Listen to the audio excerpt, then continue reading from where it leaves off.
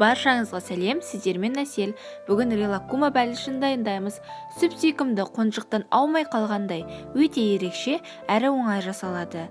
Сіздерге жасап көруге кеңес беремін, сондықтан видеоны соңына дейін көріңіздер.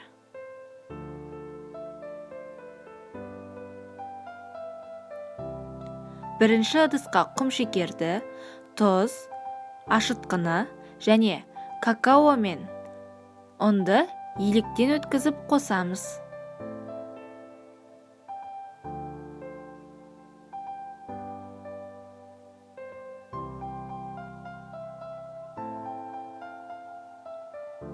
Құрғақ ингредиенттерді қосып, күрекше арқылы араластырамыз.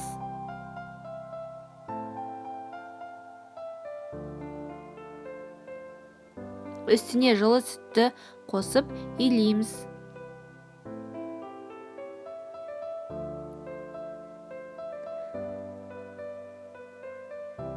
Майды қосып, тағы да жақсылап илеп шығамыз.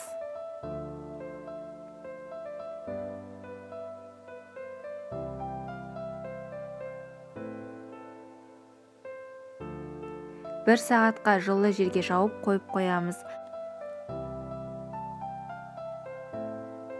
Қамыр ашыған соң оны бірнеше бөліктерге бөлеміз.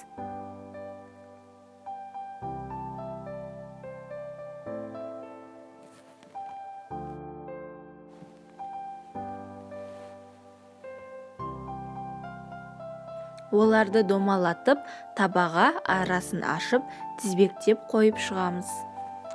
Олар тағы 40 минутқа жылы жерде тұратын болғандықтан арасын ашу қажет. Әйтпесе бір-біріне жабысып қалады.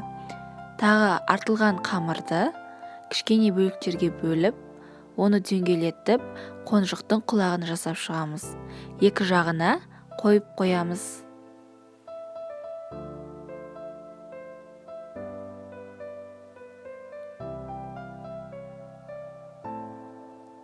Бетін жауып тағы 40 минутқа қоямыз.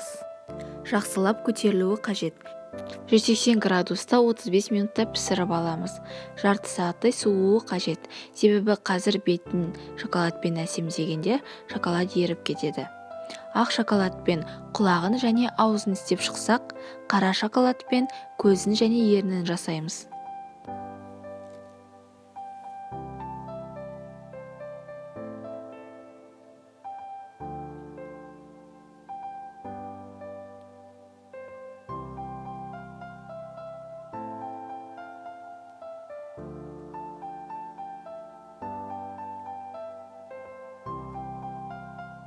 Осылай біздің релакума бәлішіміз дайын.